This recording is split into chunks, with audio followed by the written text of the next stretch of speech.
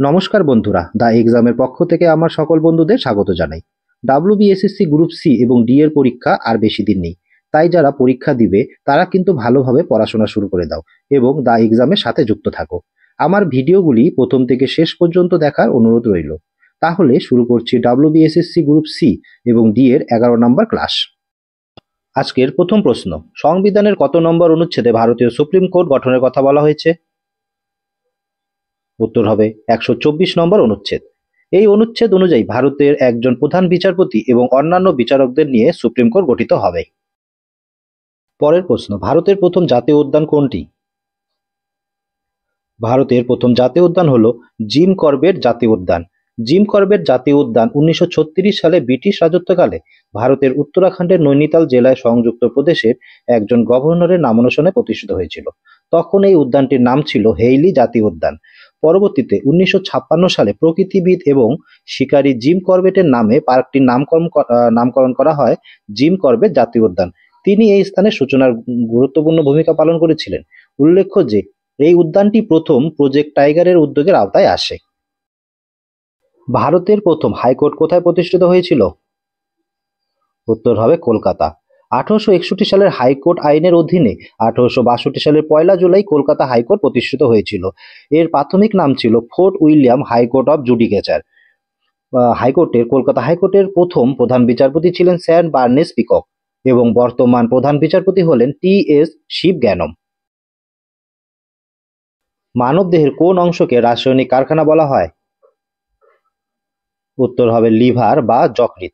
মানবদেহের যকৃৎ বা লিভারকে রাসায়নিক কারখানা বলা হয় কারণ এটি হাজার হাজার জটিল রাসায়নিক বিক্রিয়া সম্পাদন করে এবং শরীরের জন্য প্রয়োজনীয় বিভিন্ন পদার্থ তৈরি ও প্রক্রিয়াজাত করে। এটি খাদ্য থেকে পুষ্টি গ্রহণ করে প্রোটিন ও কোলেস্টেরলের মতো গুরুত্বপূর্ণ উপাদানে রূপান্তরিত করে এবং চর্বি হজমে সাহায্য করে ও শক্তি সঞ্চয় করে।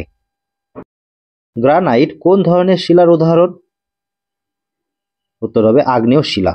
গ্রানাইট হলো এক ধরনের আগ্নেয় শিলা। সম্প্রতি কে রিজার্ভ ব্যাংক অব ইন্ডিয়ার নতুন গভর্নর নিযুক্ত হয়েছেন? উত্তর হবে সঞ্জয় মালহোত্রা। সম্প্রতি রিজার্ভ ব্যাংক অব ইন্ডিয়ার নতুন গভর্নর হিসাবে সঞ্জয় মালহোত্রাকে নিয়োগ করা হয়েছে। পরের প্রশ্ন, লাইফ সেভিং হরমোন কাকে বলা হয়? উত্তর হবে কর্টিসল। কর্টিসলকে জীবন রক্ষাকারী বা লাইফ সেভিং হরমোন বলা হয়। মায়োপিয়া দূর করতে কোন ধরনের লেন্স ব্যবহার করা হয়? মায়োপিয়া দূর করতে অবতল লেন্স বা মাইনাস পাওয়ার লেন্স ব্যবহার করা হয়। এই লেন্সগুলো চোখের ভেতর আলোক রশ্মিকে এমনভাবে ছড়িয়ে দেয় যাতে তা রেটিনার সামনে ফোকাস না হয়ে ঠিক রেটিনার উপর এসে মিলিত হয়, ফলে দূরের জিনিস পরিষ্কার দেখা যায়। ঝাড়খণ্ড রাজ্যের রাজধানী কোনটি? উত্তর হবে রাঁচি। বিহার রাজ্য ভেঙে ঝাড়খণ্ড রাজ্যটি গঠিত হয়। 2002 সালের 15 নভেম্বর বিহারের দক্ষিণ অংশ থেকে এটি একটি পৃথক রাজ্য হিসাবে গঠিত হয়।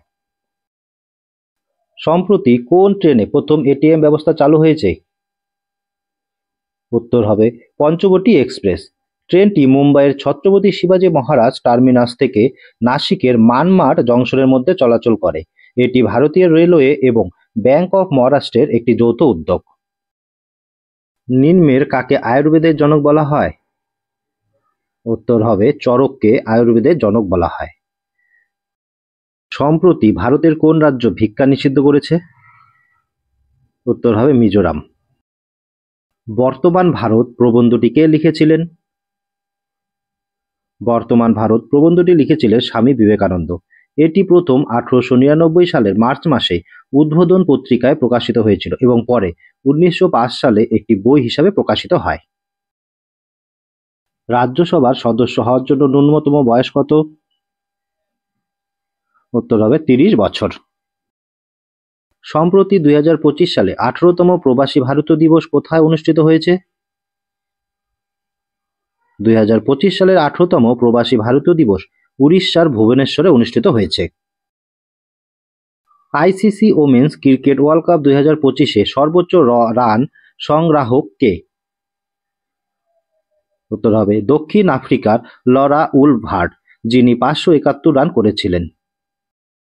কোন মৌর্য সম্রাট জৈন ধর্মগুরু ভদ্রবাহুর শিষ্য ছিলেন? উত্তর হবে চন্দ্রগুপ্ত মৌর্য। জীবনের শেষ দিকে তিনি জৈন ধর্ম গ্রহণ করেন। গাজলডোবা ব্যারেজ কোন নদীর ওপর নির্মিত?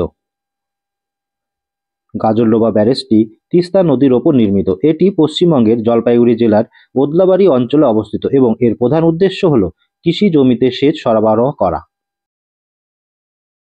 মৈত্রী অনুশীলন 2025 কোন দুটি দেশের মধ্যে অনুষ্ঠিত হয়েছিল? উত্তর হবে ভারত ও থাইল্যান্ডের মধ্যে। বিশ্বের প্রাচীনতম সভ্যতা কোনটি? বিশ্বের প্রাচীনতম সভ্যতা হল মেসোপটেমীয় সভ্যতা। এশিয়ান ইউথ গেমস 2025 কোথায় অনুষ্ঠিত হয়েছে? উত্তর হবে বাহরাইন। বিখ্যাত চরিত্র শঙ্কর অ্যালভারেজ কার সৃষ্টি? উত্তর হবে বিভূতিভূষণ বন্দ্যোপাধ্যায়ের সৃষ্টি।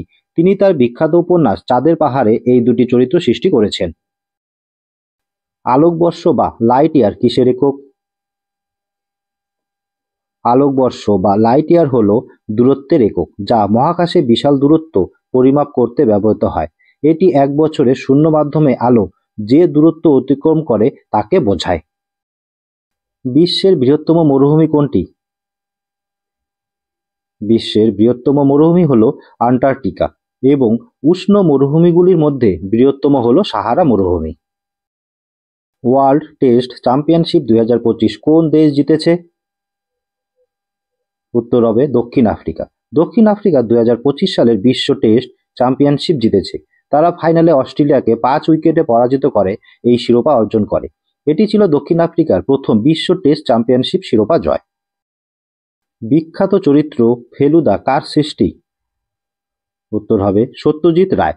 1965 সালে সন্দেশ পত্রিকায় ফেলুদার গোয়েন্দাগিরি গল্পে এই চরিত্রটি প্রথম আত্মপ্রকাশ হয়।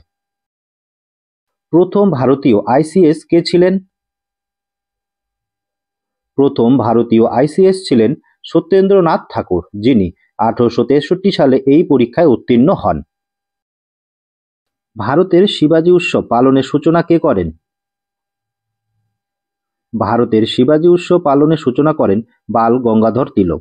তিনি 1894 সালে এই উৎসবের সূচনা করেন, যা জাতীয়তাবাদী চেতনা বৃদ্ধি এবং ঔপনিবেশিক শাসনের বিরুদ্ধে মানুষকে ঐক্যবদ্ধ করার একটি প্রয়াস ছিল। সম্প্রতি 2025 সালে ভারতের রাজস্ব সচিব অর্থাৎ রেভিনিউ সেক্রেটারি হিসাবে কে নিযুক্ত হয়েছেন? উত্তর হবে অরবিন্দ শ্রীবাস্তব। স্বাধীন ভারতের প্রথম বিমান বাহিনীর প্রধান কে ছিলেন? স্বাধীন ভারতের প্রথম বিমান বাহিনীর প্রধান ছিলেন এয়ার মার্শাল সুব্রত মুখোপাধ্যায়। কত খ্রিস্টাব্দে 44তম সংবিধান সংশোধিত হয়? 1978 খ্রিস্টাব্দে ভারতের সংবিধানের 44তম সংশোধনীর মাধ্যমে এটি সংশোধিত হয়। এই সংশোধনীর মাধ্যমে সম্পত্তির অধিকারকে মৌলিক অধিকার থেকে বাদ দিয়ে একটি আইনি অধিকারে পরিণত করা হয়। গৌতম বুদ্ধের গৃহত্যাগের ঘটনাকে কি বলা হয়? উত্তর হবে মহাভিনিষ্ক্রমণ। ভারতের সাতপুরা কি ধরনের পর্বতের উদাহরণ? ভারতের সাতপুরা হলো একটি স্তূপ পর্বত। নিম্নের কোনটি একটি পর্বত বেষ্টিত মালভূমির উদাহরণ? উত্তর হবে তিব্বত মালভূমি। তিব্বত মালভূমি হলো একটি পর্বত বেষ্টিত মালভূমির উদাহরণ। কোণার্ক সূর্য মন্দিরটি কোন স্থাপত্য শৈলীতে নির্মিত? উত্তর হবে নাগারা স্থাপত্য শৈলী। কাকে ভারতীয় ম্যাকিয়াভেলি বলা হয়? উত্তর হবে কৌটিল্য বা চাণক্য। কোন গ্যাসকে ভবিষ্যতে জ্বালানি বলা হয়? উত্তর হবে হাইড্রোজেন। হাইড্রোজেন গ্যাসকে ভবিষ্যতে জ্বালানি বলা হয় কারণ এটি পরিবেশ বান্ধব এবং নবায়নযোগ্য এবং এর দহনে শুধুমাত্র জল উৎপন্ন হয়, কোনো ক্ষতিকর গ্রিনহাউস গ্যাস নির্গমন হয় না। কোন বিজ্ঞানী রেডার আবিষ্কার করেন? উত্তর হবে রবার্ট ওয়াটসন। ফুসফুসের আবরণীর নাম কি?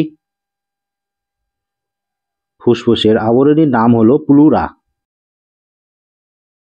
জাতীয় ধন্বন্তরী আয়ুর্বেদ পুরস্কার 2025 কোন মন্ত্রক দ্বারা ঘোষিত হয়েছে?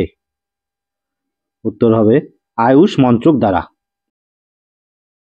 ভারতের জামশেদপুর শহরটি কোন নদীর তীরে গড়ে উঠেছে?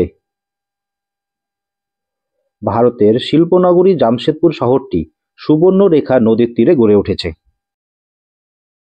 ভারতীয় বিমান বাহিনী দিবস কবে পালন করা হয়? উত্তর হবে 8ই অক্টোবর। 8ই অক্টোবর ভারতীয় বিমান বাহিনী দিবস পালন করা হয়। ভারতের বৃহত্তম এবং প্রাচীনতম সংগ্রহশালা কোনটি?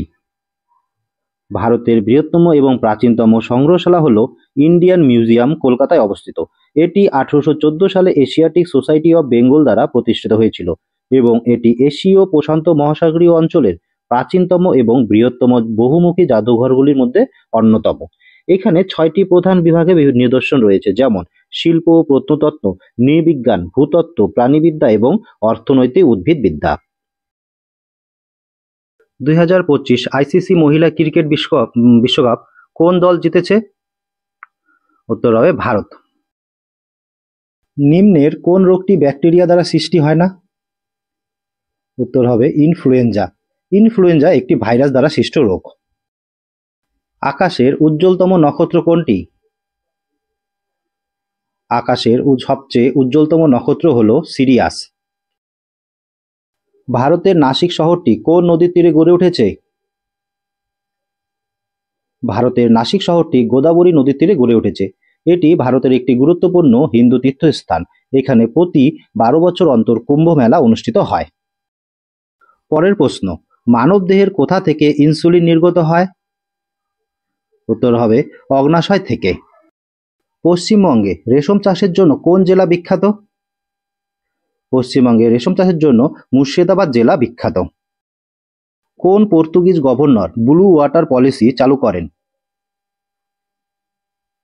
উত্তর হবে Francisco D Almeida blue water policy চালু করেন।